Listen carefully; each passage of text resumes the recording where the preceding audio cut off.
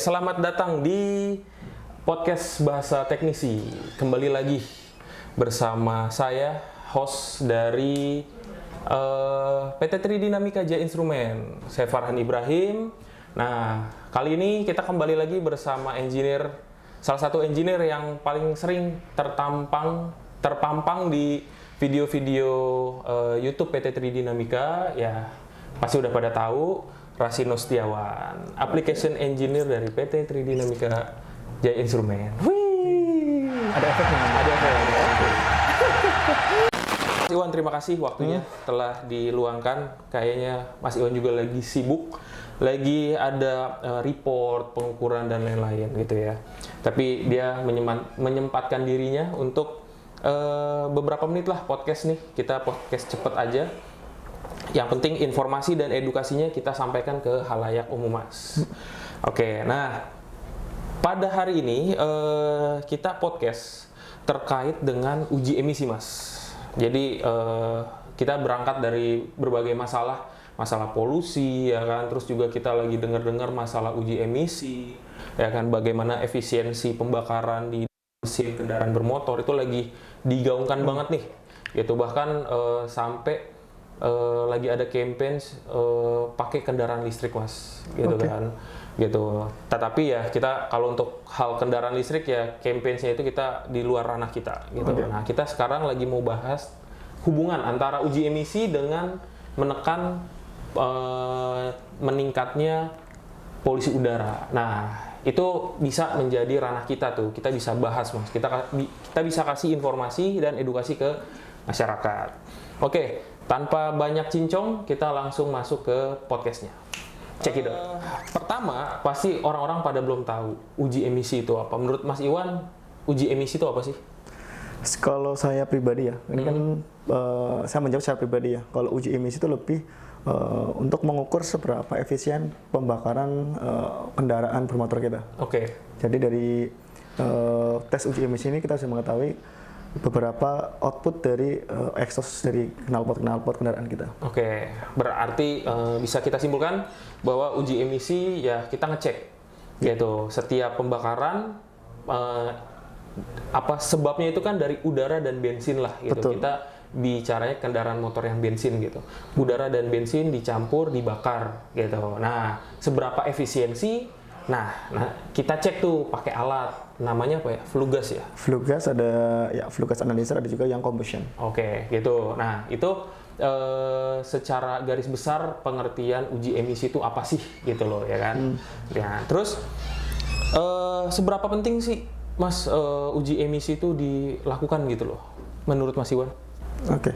Jadi uji emisi itu kan adalah sebuah langkah pemerintah Indonesia ya, terutama untuk menjalankan PP nomor 22 tahun 2001 tentang bagaimana kita mengatasi polusi udara seperti itu.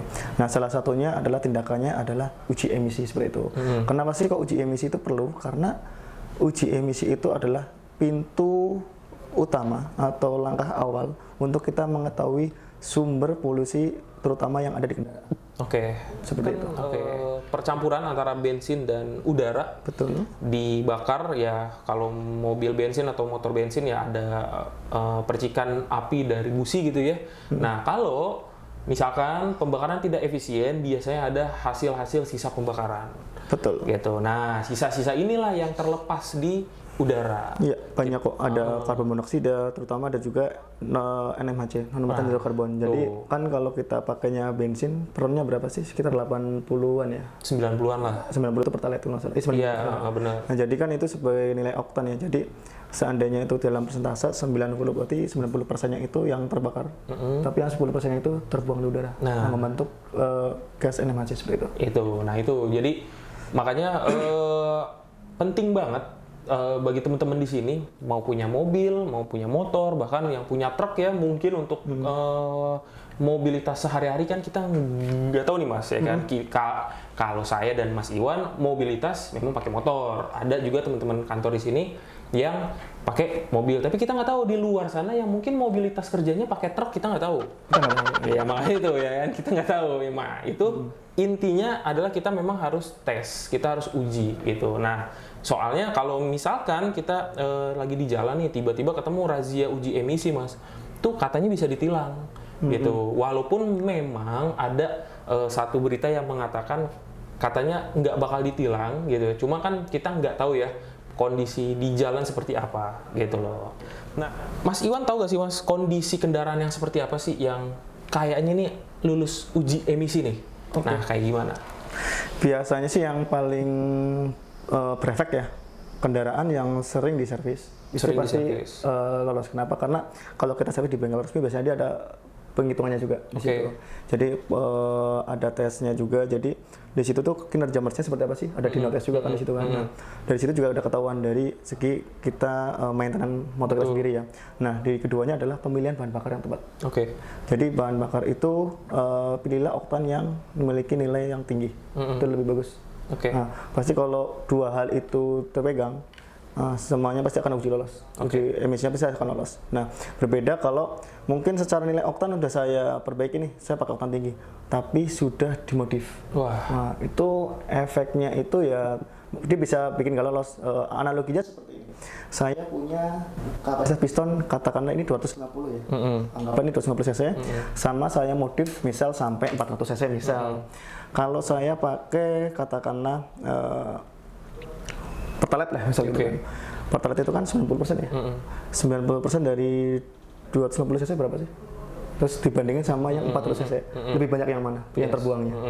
Yang dimodif 400 benar. Jadi seperti itu. Itu kenapa yang dimodif pun pasti akan ada pengaruh untuk uji emisi. Jadi sebisa mungkin jangan dimodif lah seperti itu. Iya emang apa ya? Ya sebetulnya sih stok dari pabrikan itu adalah setup yang paling baik. Udah paling standar untuk digunakan masyarakat umum yang notabene tidak terlalu banyak paham terkait kendaraan. Intinya beli, servis, pulang.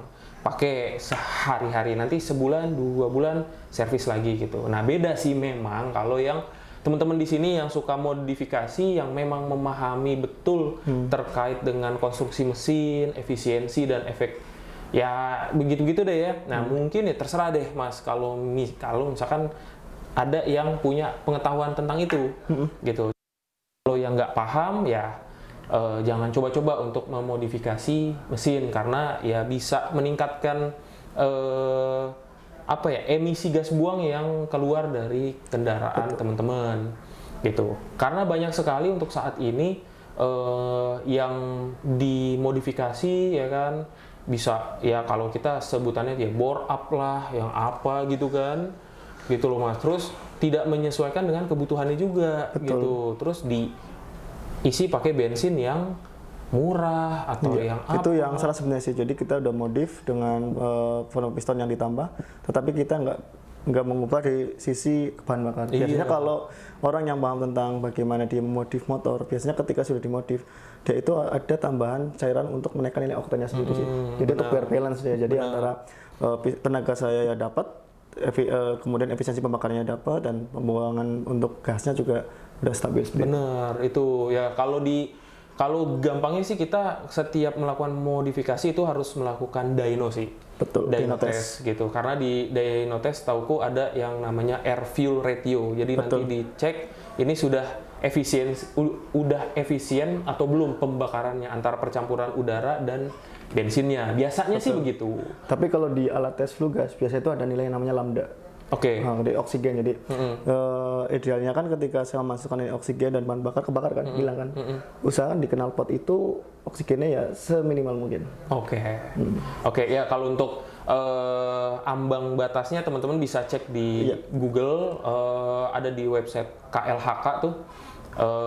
Itu ada untuk kayak kendaraan dari tahun sekian, bla bla bla, itu kendaraan roda 4, roda 2 itu banyak ambang batasnya. Yang penting saat ini kita kasih tahu dulu tentang terkait uji emisi itu gitu loh. Karena hal yang tabu Mas gitu. Jujur aku pun ketika akhir tahun kemarin gitu Mas, aku lihat berita gitu kan, harus uji emisi. Ya buatnya ya fungsinya apa gitu loh. Toh kita pakai motor ya biasa-biasa aja tuh. Ya kan, kita nggak merasa apa-apa gitu loh. Cuma memang ya uji emisi ini kan ya penting nggak penting, tapi emang kita harus uji. Betul. Gitu. Apalagi kayak motorku udah banyak perubahan, ya itu harus diuji juga gitu loh. Misalkan gitu ya, kita udah uji emisi, ternyata nggak lolos Mas, ya kan? Nah, apa yang kita lakukan tuh Mas? Oke, sebenarnya tujuan uji emisi salah satunya ini. Oke. Nah, jadi bukan sekedar saya uji terus menerima hasilnya lolos atau tidak lolos gitu kan. Nah, justru tindakan setelah uji emisinya lah yang kita nantikan. Jadi ketika misal kendaraan saya itu nggak lolos uji emisi ya, nah kita bisa melakukan istilahnya turun mesin ya, kalau bahasa Indonesia. Turun mesin. Nah, itu nanti ruangan untuk bahan bakar itu kayak untuk di pistol itu mesin di clear karbonnya itu udah dirontokin semua. Sama exhaust biasanya kalau knalpot udah 5 tahun, 2 tahun sudah cukup ya. 2 tahun aja sudah hitam banget kan. Nah di situ nanti harus dibersihin juga. Itu dibersihin. Jadi kalau teman-teman lihat di knalpot itu kan ada istilahnya itu apa ya, kalau orang Jawa bilang arang kali mungkin ya. Jadi dari yang pinggirnya knalpot itu kan hitam-hitam banyak tuh. Nah itu dibersihin aja. Itu dibersihin sama untuk ruang bakar tadi dirontokin karbonnya itu ada cairan yang digunakan untuk merontokkan nilai karbon yang ada di ruang pembakaran itu ada. Itu ada. Kemudian setelah dilakukan itu ya pasti akan lolos. Dan gunakan bahan bakar dengan nilai oktan tinggi. Itu udah cukup sih. Ya, sesuai dengan spesifikasi atau kebutuhan mesin. Jangan pakai motor mungkin contoh aja ya, motor 150 cc. Esas nggak? 150 cc misalkan motor laki lah gitu ya, fairing gitu kan. Terus diisi ya pertalit, terus-terusan lagi kan, jangka panjang ya emisinya juga tinggi juga, bahkan bisa merusak itu mesin si motornya juga kan gitu loh, untuk pemakaian jangka panjang. Oke lah kalau misalkan ya duit tinggal 10.000 dan kondisi bensin udah tekor abis nih, ya bolehlah isi, tapi jangan terus-terusan isi gitu loh ya kan. Nanti kalau udah punya uang lagi baru isi yang sesuai dengan kebutuhan mesinnya gitu. Nah, apakah uji emisi ini dapat menekan polusi udara gitu loh? Nah, ini jawabannya masih berkaitan dengan jawaban yang tadi ya, tentang bagaimana kalau kendaraan saya tidak lolos emisi. Jadi gini, uji emisi itu akan menjadi sia-sia apabila itu hanya dilakukan untuk sekedar tes saja. Tidak ada upaya setelah dilakukan uji emisi ketika wah ini ada kendaraan A, B, C, D nggak lolos. Nah, jadi uji emisi itu akan efektif ketika ditambah dengan bagian akhirnya adalah penyelesaiannya adalah ada solusi setelah melakukan uji emisi. Misal, yang pertama adalah untuk kendaraan yang nggak layak atau yang tidak lolos uji emisi itu harus dilakukan perbaikan. Biasanya dari perbaikan kayak tadi perontokan karbon, kemudian dari segi bahan bakar harus pakai nilai oktan yang tinggi, kemudian pembersihan dari exhaust, dari knalpot lah bahasanya, knalpot bersihnya itu penting. Nah, itu adalah salah satu sih sebenarnya untuk mengatasi polusi udara. Kenapa? Karena uji emisi itu adalah langkah awal sih. Jadi kita harus di uji emisi itu kita bisa mengetahui bahwa kendaraan siapa sih yang menimbulkan emisi seperti itu. Jadi itu hanya langkah awal untuk mendeteksi. Jadi sebelum kita menyelesaikan, wah ini polusi saya di Jakarta misal tinggi, otomatis kan saya harus bagaimana saya menimbulkan tindakan mengcover biar Jakarta itu bersih kembali. Kan kita nggak bakal bisa menyelesaikan itu kalau kita nggak tahu penyebabnya siapa sih. Nah makanya uji emisi itu adalah salah satunya. Nah, sebenarnya kalau uji emisi itu bisa nggak sih untuk menekan polusi udara? Ya bisa, tapi harus diimbangi dengan kebijakan juga. Kalau hanya sekedar tes ya itu percuma. Kan itu ngetes. Benar. Oh iya benar. Jadi emang kalau kita uji doang ya nggak ada untuk menekan polusi udara. Tapi setelah itu, setelah uji emisi itu, ya apa yang kita lakukan gitu kan? Gitu. Kan ada mungkin yang sekarang pemerintah juga ada pencanangan kendaraan listrik ya. Itu juga bisa menjadi salah satu alternatif sebenarnya seperti itu. Cuma nanti kan masalah hulu dan hilir energinya ini yang belum selesai sebenarnya itu. Benar. Iya. Gitu loh. Karena uji emisi hanya sekedar uji. Betul. Untuk mengetahui aja, bukan untuk menekan gitu. Jadi mungkin nih ada teman-teman di sini yang modelannya mungkin aja gitu. Dia udah uji emisi, terus tiba-tiba lah gitu ya kan. Ngilang. Dia ngilang aja udah. Nah itu selesai kan. Gitu. Oke, tadi ada iklan dari tim AE yang lain. Nah oke, Mas, pertanyaan terakhir dari semua yang udah kita bahas masalah uji emisi itu. Iya, uji emisi pasti pakai alat ukur. Betul. Nah, yang aku tahu biasanya alat ukur ada yang portable, ada yang fix biasanya gitu. Atau mungkin ada tipe yang lain yang aku tahu cuma flue gas analyzer yang kemarin Mas bawa tuh merek enak ya. Kane. Oke, ya itu. Loh, ini ketawa kenapa ini? Ada yang fix, ada yang portable mungkin aku nggak tahu. Nah, Mas Iwan, coba apa sih alat ukur untuk ngecek emisi kendaraan bermotor? Jadi gini, kebanyakan alat-alat portable itu adalah dipakai untuk mengukur area-area yang pada saat tertentu saja. Jadi nggak setiap hari atau kontinu saya ukur. Nah, paling cocok adalah untuk kendaraan bermotor itu adalah yang portable. Gitu. Contohnya kayak alat yang kita miliki ada IMR, ada kayak instrumen punya kita. Itu juga ada, kemarin ada yang enak-enak. Iya. Kane. Kan.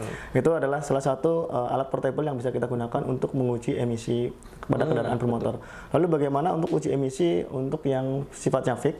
Jadi gini, saya terangkan lagi ya bahwa uji emisi adalah merupakan langkah utama untuk kita menentukan penyebab polusi itu dari mana. Jadi kalau kita hanya emisi untuk kendaraan, insya Allah dengan pasti saya jawab polusi Jakarta nggak akan selesai.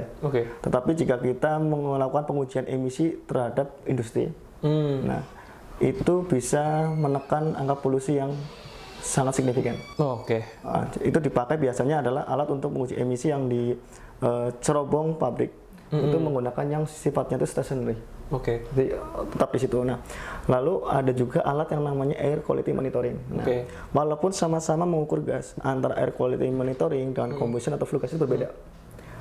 Ciri khasnya adalah kalau flue gas, combustion gas itu digunakan untuk mengukur gas-gas yang temperatur tinggi. Contohnya ada di cerobong knalpot itu kan temperaturnya lumayan tinggi. Nah, untuk yang sejenis flue gas, combustion yang bentuknya stationary itu tempel di cerobong untuk mengukur dari shotnya langsung, ini berapa sih dari shotnya. Nah, sedangkan AQM, air quality monitoring, itu yang diukur adalah air urban. Jadi gas yang sudah keluar dari cerobong termix dengan udara sekitar. Nah, diukur pakai AQM. Nah, kalau yang ada di data AQR itu di website itu adalah itu AQM, bukan ini combustionnya. Jadi data yang sudah gas yang sama polutan yang sudah tergabung dengan udara di ambient sekitar. Jadi itu pakai AQM. Gitu. Mas, itu kerekam nggak sih? Jadi begitu teman-teman, yang bisa disimpulkan bahwa uji emisi adalah pengujian ya untuk mengetahui efisiensi pembakaran antara bensin dan udara, percampurannya nantinya dibakar oleh mesin. Nah, itu optimal atau tidak gitu. Karena kalau tidak optimal pastinya akan ada sisa pembakaran. Nah, sisa pembakaran itulah yang terlepas ke udara. Nah, itu yang membuat udara semakin kotor gitu. Terus kemudian uji emisi ini pastinya berdasar dari peraturan ya Mas ya, dari peraturan menteri juga ada, setauku tuh ada peraturan pemerintah juga, dan di masing-masing daerah tuh pasti punya pergub-pergub untuk wajib kita ngecek emisi kendaraan bermotor kita. Kemudian ada juga alat-alat untuk mengukur emisi itu yang tadi disebutkan, ada flue gas, ada combustion apalah ya gitu ya. Nah, itu sifatnya ada portable, ada fix gitu. Nah, bagi teman-teman nih yang mungkin nih ya bergerak di bidang uji emisi, biasanya tuh kan pasti kan perlu alat ukur. Gitu kan. Nah, bisa tuh hubungin ke sales kita nih, PT Tri Dinamika Jaya Instrumen, karena kita support nih alat-alat kayak begitu ya Mas ya. Untuk ngecek emisi dan lain-lain. Nah, teman-teman bisa langsung WhatsApp aja di WhatsApp yang di bawah nih. Nanti akan ditampilin oleh editornya. Siapa editornya? Saya. Nanti juga kalau misalkan teman-teman nggak punya WhatsApp, bisa langsung email. gitu kan. Kalau nggak punya WhatsApp ya kayaknya nggak mungkin ya. Jarang ya. Jarang ya kayaknya ya. Email ataupun nomor telepon kantor kita ada di deskripsi di bawah, nanti dicek aja gitu.